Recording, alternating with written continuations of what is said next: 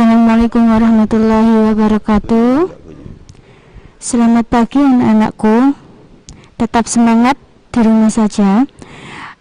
Untuk materi kali ini kita akan bahas masalah kesehatan mental remaja di era globalisasi bersama Bapak BP2M, yaitu Bapak Dr. Toha Mukhlisun. Mahsun. Monggo Bapak, kami persilakan untuk memberi materinya. Bismillahirrahmanirrahim. Assalamualaikum warahmatullahi wabarakatuh. Alhamdulillah nikmatul iman wal islam, asyhadu an la ilaha illallah la syarikalah wa anna muhammadan abdur rasulullah nabiyya ba'da ma ba'du. Bapak Kepala Sekolah beserta staf dan seluruh jajaran guru di SMK Muhammadiyah 3 Gresik, mudah-mudahan seluruhnya sehat, dijauhkan dari virus corona, dan segera dicabut oleh Allah virus-virus yang membahayakan itu. Dan seluruh siswa-siswi baru SMK Muhammadiyah yang selalu dirahmati oleh Allah.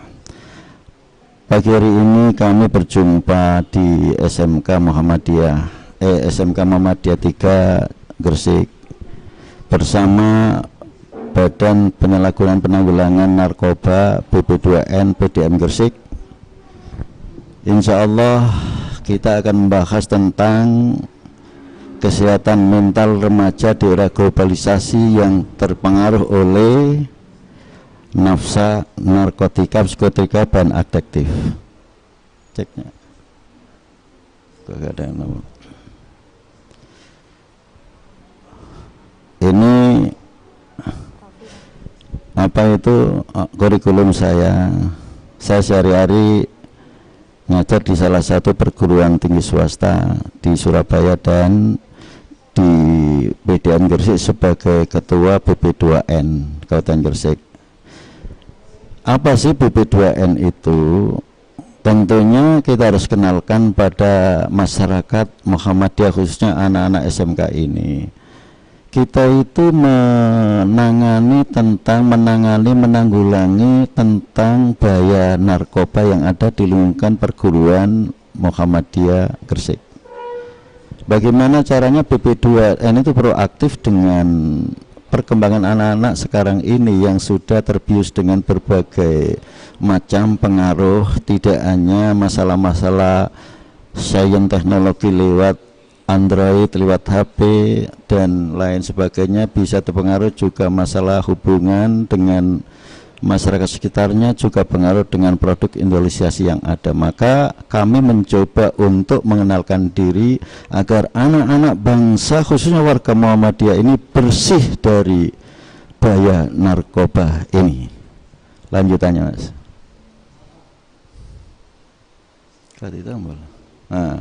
Pendahuluan.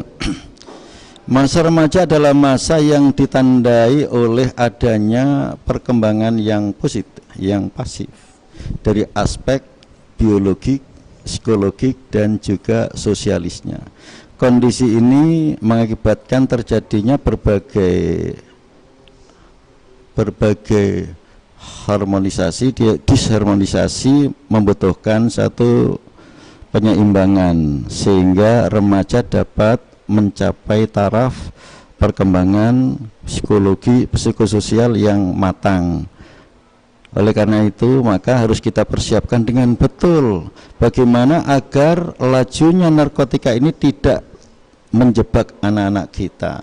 Nah, di narkotika ini ternyata penuh berbagai macam di antaranya produk yang ada di narkoba itu. Saya contohkan, misalkan kelas 1 Undang-Undang 35 pasal 144 bagi para pengguna atau pemakai yang mempunyai bukti bahwa mereka punya barang sampai 5 sampai 10 kilogram maka terjerat di bidang hukum, yaitu hukuman 10 tahun sampai 5 tahun sampai 12 tahun dan seterusnya. Oleh karena itu jangan sampai anak-anak kita nanti terjebak masalah ini.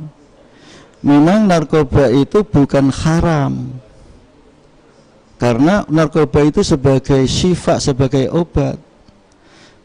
Oleh karena itu Allah menerangkan di dalam Al-Quran, huwallazi khalaqalakum ma fil ardi jami'a tsumma stawa ila sama.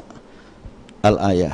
Dia Allah yang menciptakan segala sesuatu di muka bumi diperuntukkan manusia, di antaranya narkoba, sejenis apapun. Nah, narkoba itu kan singkatan narkotika, psikotropika, bahan adiktif. Nah, misalkan narkotika jenis kelas 1, ada heroin, ada kokain, ada ganja, ada morfin, bahkan sekarang dimasukkan ranah katinon itu masuk kelas 1 yang sekarang lagi viral di mana-mana. Kemudian yang kedua itu diantaranya adalah sabu-sabu. Sabu-sabu itu ekstasi, macam-macam.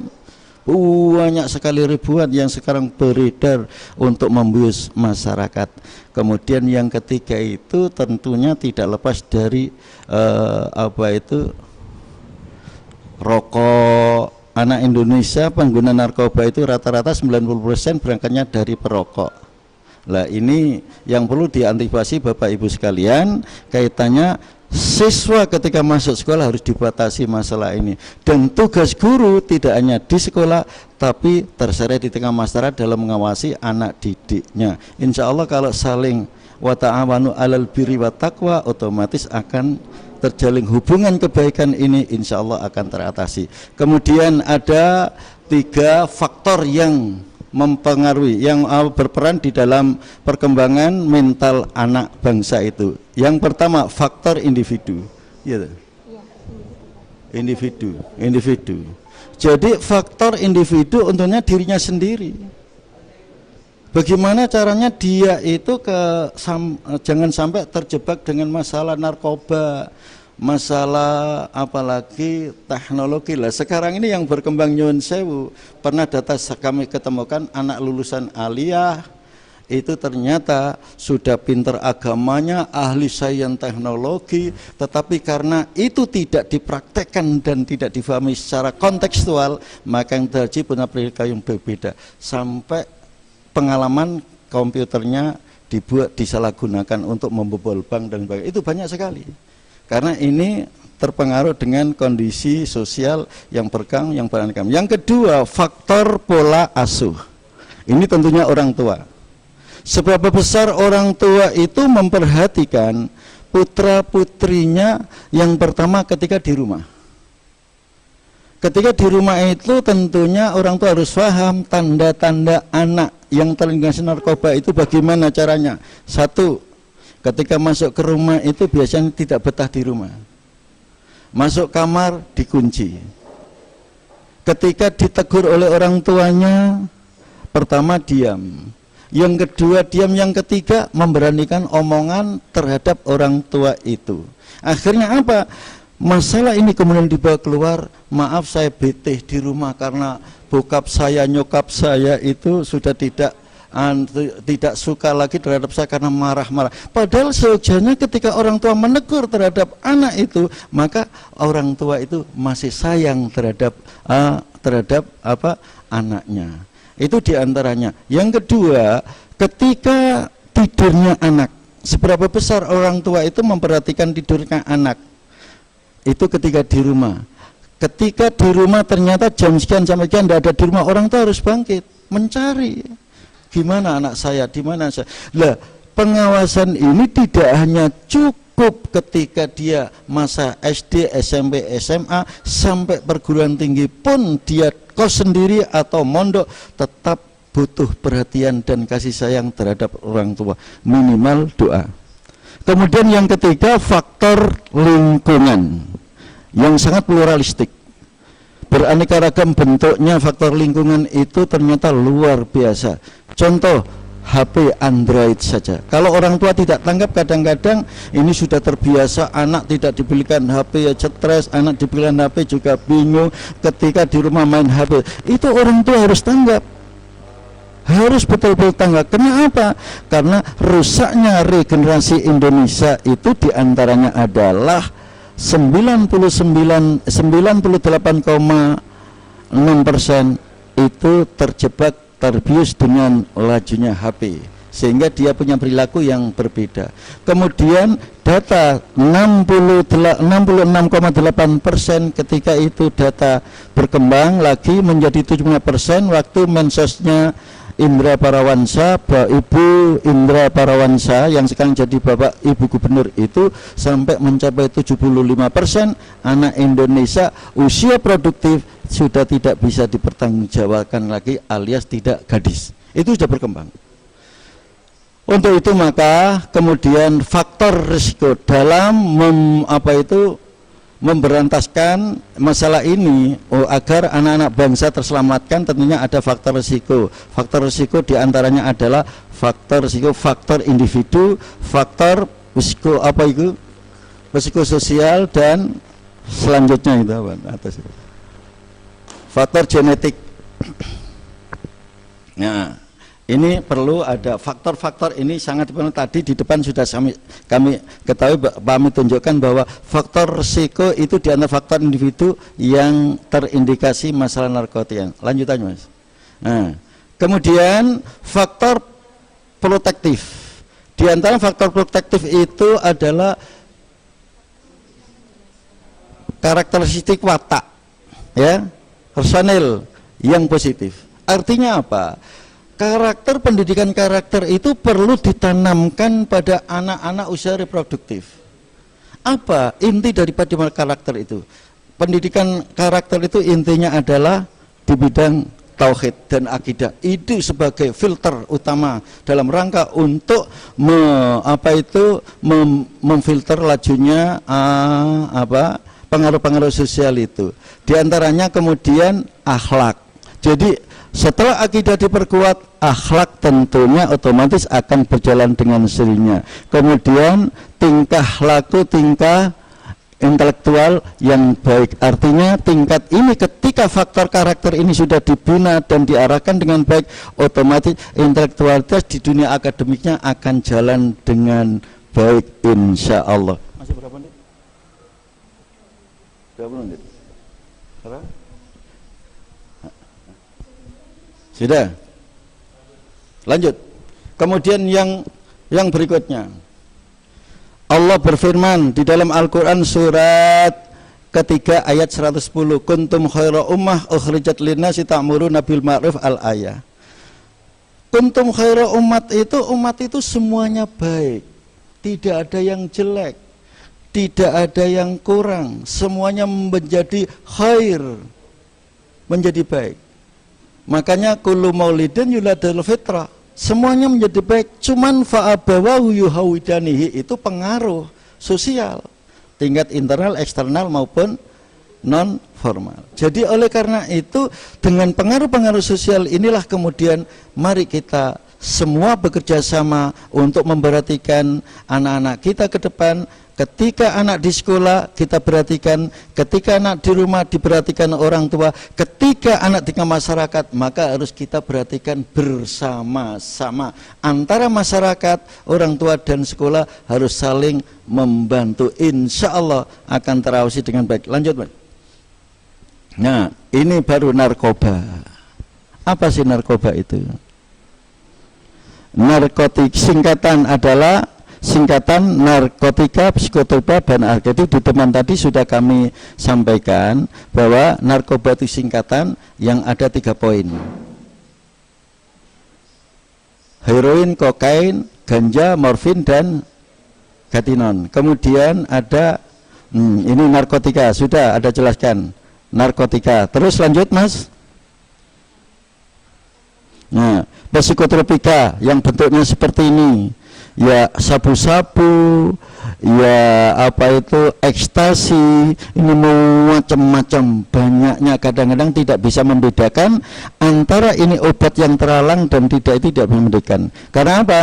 Anak kita sekarang ini sudah tidak mau lagi mengkonsumsi yang mahal-mahal itu, tetapi anak kita sudah mengkonsumsi yang murah. Contoh biasanya kadang-kadang yang kami ketemukan di masyarakat, anak yang sudah terbiasa untuk menghisap atau merokok, itu kadang-kadang anak yang sudah penuh dengan masalah itu, satu, tidak beli heroin, kokain, apa itu ganja dan sebagainya karena harganya mahal, maka dia membuat setaramuan yang berupa E10, kemudian distro, lalu kemudian CTM, lalu dikasih autan, diaduk jadi satu, dicampur dengan kopi, diletakkan di rokok. Ini untuk membius anak-anak sekarang seperti itu. Ini harus waspada bagi anak-anak siswa kita yang merokok. Biasanya kami penyuluhan seperti ini itu, biasanya saya menggunakan kemampuan saya untuk melihat anak-anak didik, langsung kami lihat, kemudian kami ajak salaman. Biasanya kalau anak itu terindikasi obat, otomatis akan terasa. Tidak bisa bohong dengan saya, tidak bisa. Dimanapun saya pengalaman seperti itu, tak ajak salaman gini, ini mengusik obat, ini dan tidak, itu kelihatan. Maka di sini dulu kan sering tak gunakan seperti itu. Saya ingin enak ketemu, tidak bisa. Di sekolah negeri, di sekolah di pondok pesantren, pengalaman ini saya terapkan, ternyata betul-betul terbukti. Saya pernah menemukan di salah pesantren perempuan yang merokok. Seperti itu. Jadi bahan adiktif ini ternyata dipakai karena terjebak. Oleh karena itu disinilah butuh perhatian orang tua, butuh perhatian sekolah, butuh perhatian masyarakat secara umum. Karena apa? Untuk memberantas narkoba itu tidak cukup kepolisian, tidak cukup dari BNN, tidak cukup dari BP2N, tapi seluruh komponen-komponen yang ada, baik tingkat daerah, kecamatan, desa, ayo kerjasama dalam rangka mewujudkan untuk memberantas narkoba ini. Sudah, lanjut. Masih ada? Habis. Ayo, oke. Nah, kita lanjut pertanyaan. Golongan narkoba sudah nanti. Oke. Pertanyaan di sini ada yang bertanya, Pak. Pak Bu, apakah rokok itu termasuk narkoba? Iya, sudah. Yang kedua, kenapa rokok dikatakan sebagai gerbang menuju narkoba? Nah, iya. Terima kasih Mbak Indah. Rian. Oh, jauh sekali. Rian sama Indah, tak kira Rian. Indah sama ini bagus sekali pertanyaannya ini. Sangat menarik sekali karena di Indonesia data di BNN itu 90% awal pengguna narkoba itu dari rokok. Nah, ini ada filmnya nanti sebenarnya ini. Ini pertanyaan bagus ini. Karena sumber malapetaka pengguna narkoba itu 90% dari perokok. Ini yang perlu diantisipasi. Awalnya tidak apa-apa, tapi lama-kelamaan karena itu ada racun nikotinnya di dalam rokok itu. Karena sudah terbiasa, akhirnya terpengaruh dengan lingkungan yang ada, akhirnya disalahgunakan rokok itu kasih obat. Banyak sekali sekarang itu seperti itu.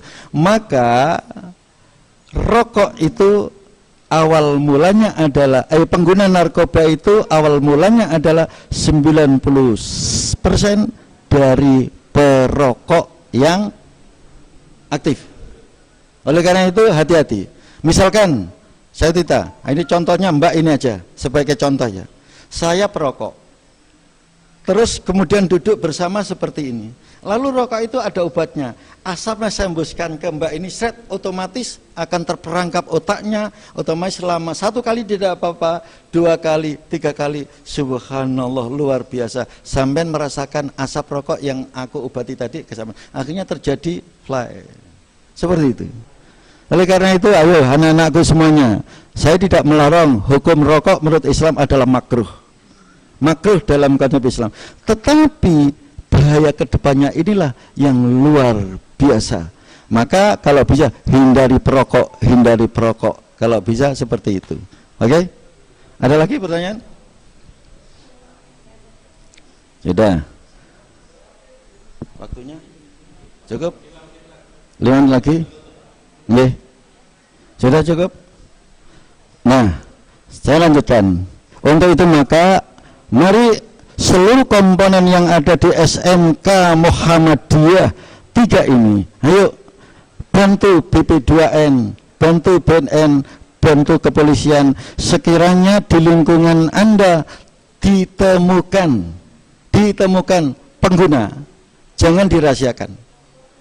Siswa kita, tetangga kita, anak kita, atau saudara dekat kita, atau siapapun, biarpun itu bukan anak kita, ketika Bapak Ibu sekalian menemukan mereka yang terindikasi, cepat laporkan ke BP2N.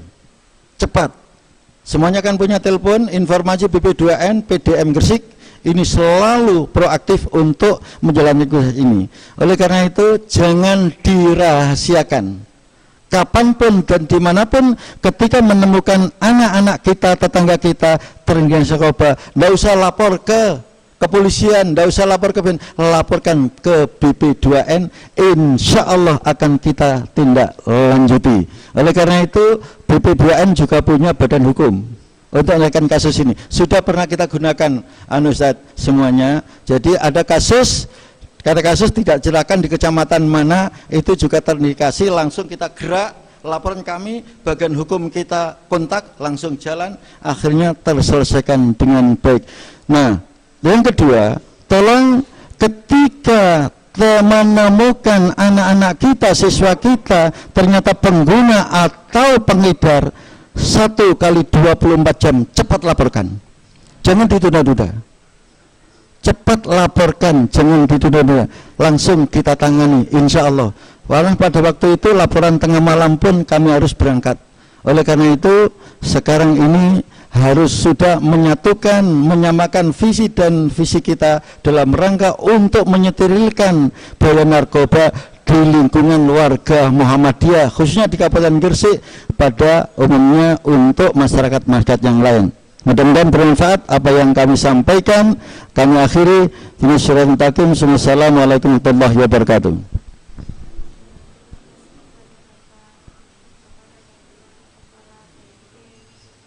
BP2N dapat disimpulkan di sini bahwa narkoba itu sangat berbahaya bagi remaja. Peran orang tua sangat penting dalam aspek memberantas narkoba ini, karena perhatian orang tua sangat berpengaruh kepada anak, ya Pak ya.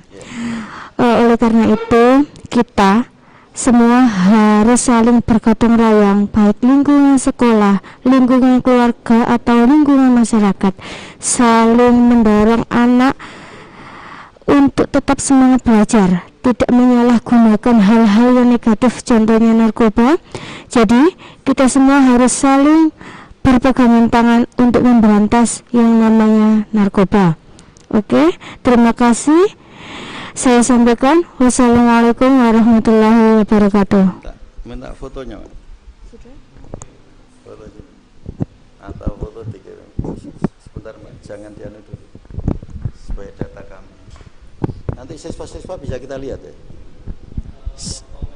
Di komen Pak, di YouTube. Oh, tulisannya. Oh gitu, barangkali nanti bisa dianukan supaya apa? Sebagai data kami untuk BPKD 2N. Oh.